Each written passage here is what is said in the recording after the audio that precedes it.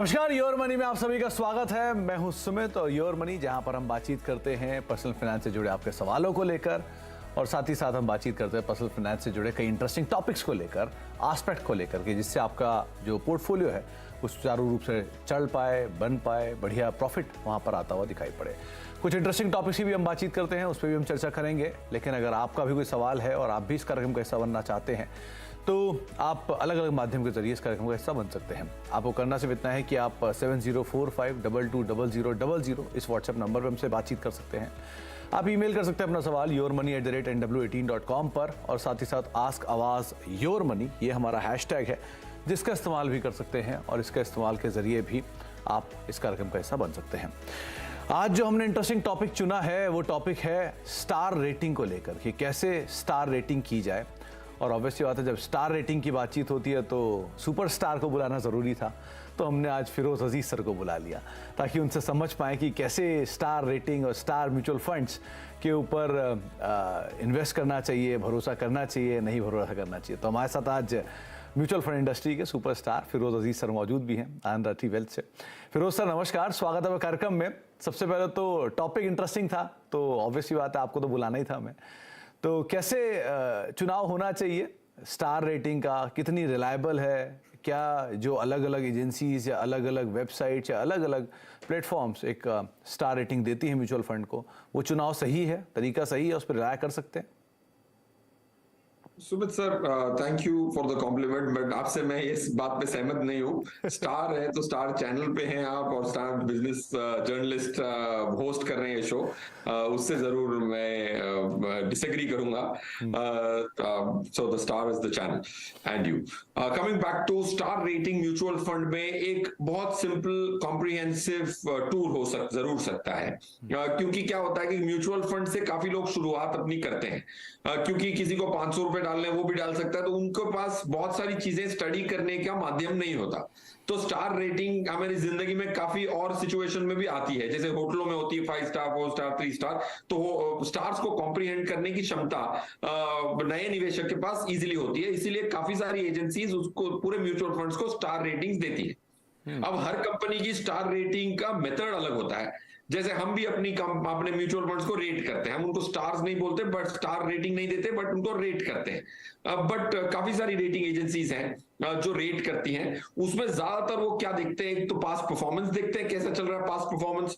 दूसरा, fund manager की stability देखते हैं। थोड़े रिस्क पैरामीटर्स देखते हैं कि क्या रिस्क लिया कि रिटर्न जनरेट की। देखिए, रिटर्न जनरेट करना ही सिर्फ मकसद नहीं है, रिस्क को सीमित रख के, आपके पैसे को सुरक्षित रख के रिटर्न कमाना भी इंपॉर्टेंट है। तो वो एक तीसरा क्राइटेरिया हो जाता है। चौथा क्राइटेरिया हो जाता है कि एक्सपेंस रेशियो क्या है, फंड हाउस की क्या स्टेबिलिटी है। तो ये सब मिला के अलग अलग मिश्रण से, अलग अलग वेटेज से हर कंपनी अपनी स्टार रेटिंग निकालती है। ये बेसिक सिनॉप्सिस है सुमित साहब। फिरोज सर एक बात और बताएं, क्या सिर्फ स्टार रेटिंग वाले या सिर्फ अच्छे स्कोर वाले फंड्स पे निवेश करना या उस पर रिलाय करना ये सही रहेगा, इसको सही माना जाए या नहीं? सिर्फ उन पर रिलाय करना भी ठीक नहीं है, थोड़ी और जानकारी इकट्ठी करनी चाहिए, थोड़ी और पढ़ाई भी करनी चाहिए उनके अलावा? बिल्कुल करनी चाहिए सुमित सर। देखिए, पैसे तो निवेशक के हैं, बहुत मेहनत करनी पड़ती है। कभी रात को 11 बजे आप काम करके वापस पहुंचते हो, वो एक्स्ट्रा मेहनत के जो पैसे हैं उसको सुरक्षित रखना तो हम सबका फर्ज है, क्योंकि बायर बी वेयर, खरीदने वाले को सुरक्षा बरतनी पड़ेगी। तो उसके लिए थोड़ी होमवर्क तो करनी पड़ेगी। आपने ऐसे 5 स्टार देके और खरीद लिया, ऐसा नहीं हो पाएगा, क्योंकि आपको सदियों के पैसे सदियों तक इन्वेस्ट करने हैं। That's point 1।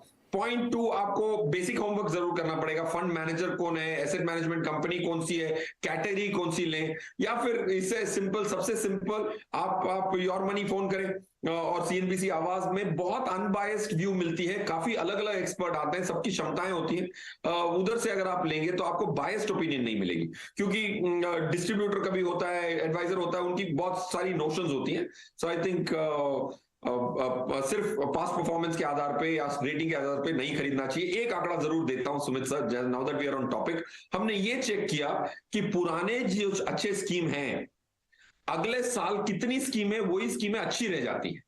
टॉप 10 स्कीम्स अगर आप पिछले साल की देख के आप खरीदेंगे, अगले साल सिर्फ वो 10 में से 2 ही टॉप 10 में रह जाएंगी।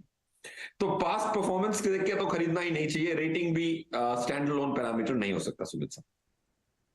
बढ़िया आंकड़ा आपको रख के दिया है अभी सर ने, और ये बात मेंशन कर दी फिरोज सर ने कि पास्ट परफॉर्मेंस को अगर आप आधार मान के, सिर्फ आधार मान के निवेश कर रहे हैं तो 10 में से सिर्फ 2 ऐसे फंड होते हैं जिनकी परफॉर्मेंस वो रिपीट कर पाते हैं, बाकी शायद रिपीट भी नहीं कर पाते हैं। तो इसीलिए हम हर रोज़ नए टॉपिक्स भी उठाते हैं, नए एक्सपर्ट भी बुलाते हैं ताकि आपको एक 360 डिग्री व्यू मिल पाए। और फिरोज सर और बाकी जितने भी बड़े बड़े जानकार हैं वो आपको इसीलिए अलग अलग फंड्स बताते हैं, अलग अलग तौर तरीके बताते हैं कैसे अपने फंड को आप मैनेज कर पाएँ, कैसे उसको ठीक तरीके से समय समय पर रीबैलेंस कर पाएँ। अब हम शुरुआत करते हैं सवाल जवाब के सिलसिले की और बातचीत करते हैं हमारे पहले दर्शक से। हमारे साथ राजस्थान से प्रज्ञा जैन मौजूद हैं। प्रज्ञा जी नमस्कार, आपका सवाल क्या है और क्या कॉपस आप लेकर चल रहे हैं? मैं कहते 5 फंड के लिए अप्लाई करने की सोच रहा था। कोई मेरे को फंड बना के लेना था मेरे को, और 20,000 रुपये मेरे को लगाना है, SIP करनी थी। तो आपने खुद चुनाव के लिए 5 फंड्स को चुन रखा है और आप वैसे सोच रखा था, वो सही है तो ठीक है, नहीं मेरे को दूसरा सजेस्ट करते हैं आप। ओके, और आपका जो अनुमान है वो ये है कि आप शायद अगले 10 साल में 1.25 करोड़ रुपए चाह रहे हैं, राइट? हाँ जी सर। ओके, फिरोज सर 20,000 रुपए का निवेश करना चाह रहे हैं SIP के तौर पे। कुछ फंड्स इन्होंने खुद आइडेंटिफाई किए थे, वो आपको भेजे भी हमने, और 10 साल के अंदर 1.25 करोड़ रुपए के आसपास का कॉर्पस ये एक्सपेक्ट करके चल रहे हैं। कितना रीजनेबल है, क्या बदलाव की जरूरत है, क्या सही चुनाव है या चुनाव गलत है इनका? देखिए, इनके चुनाव में थोड़ी सी बदलाव करने की जरूरत है।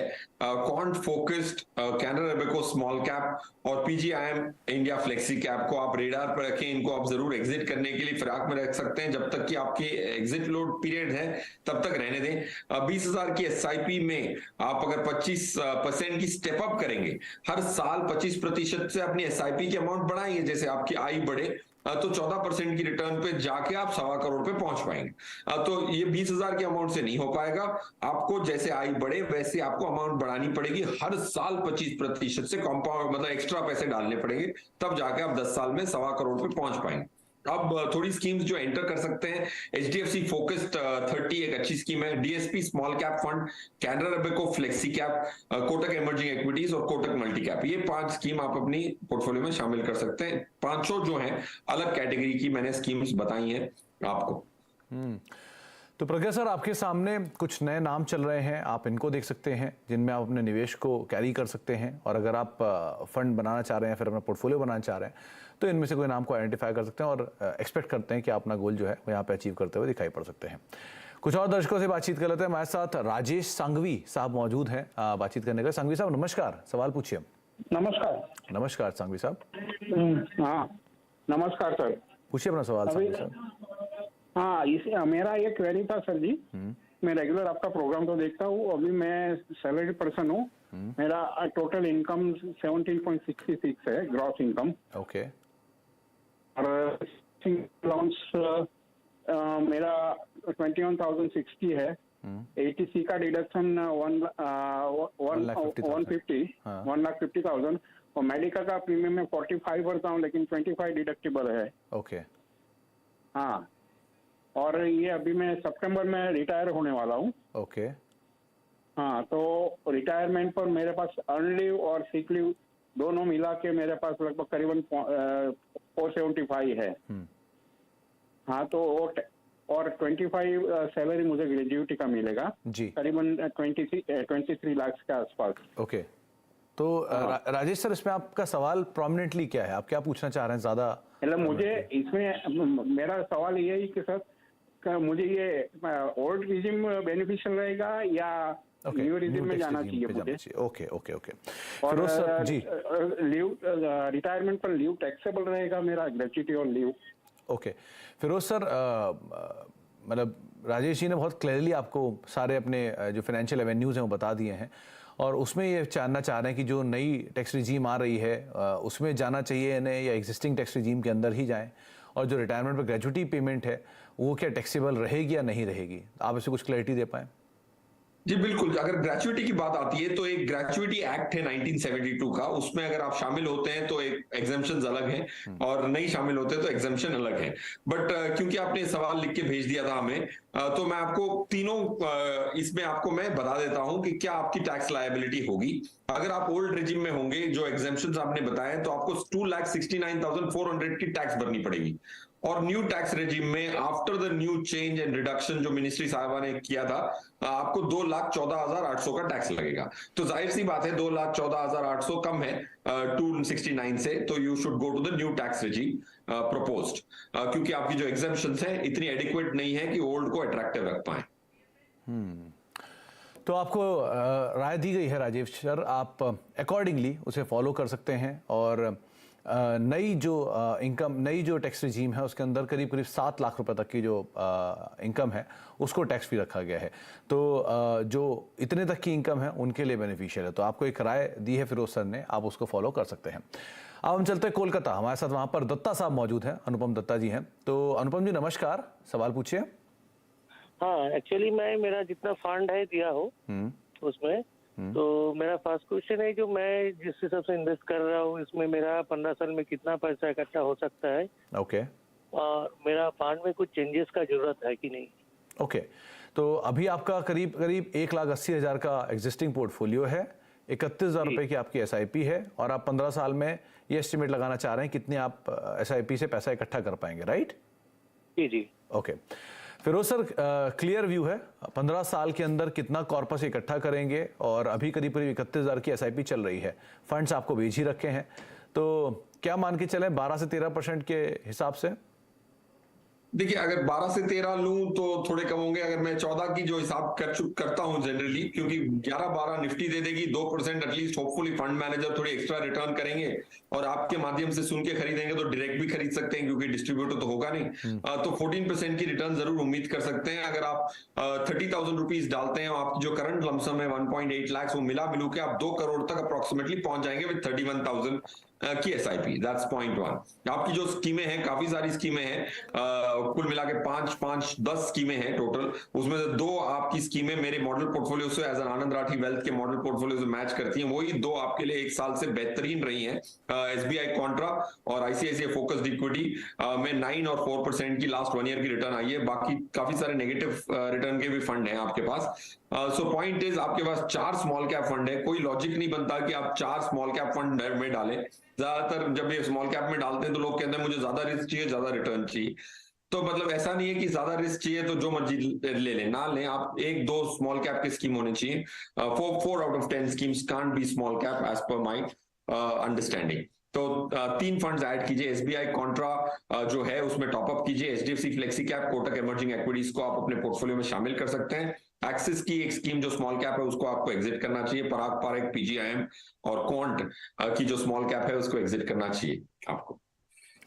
स्मॉल कैप में थोड़ा ज़्यादा एक्सपोजर है दत्ता साहब आपका, उसको थोड़ा सा कट डाउन कर सकते हैं आप, और बाकी 2 करोड़ 10 लाख के आसपास का कॉर्पस एक एग्जिस्टिंग मतलब 14%, 13%, 15% की जो कैलकुलेशन है उसके हिसाब से आता हुआ दिखाई पड़ेगा। तो आप उसको आधार मानकर ये नंबर एटलीस्ट एस्टिमेट बना सकते हैं। एक ब्रेक का वक्त हो गया, ब्रेक के बाद लौटते हैं। फिरोज सर हमारे साथ बने हुए हैं, उनसे हम आगे बातचीत करते रहेंगे, और साथ ही साथ कुछ और दर्शकों के सवाल भी हैं, उन पर भी हम चर्चा करते हैं छोटे से ब्रेक के उस पार।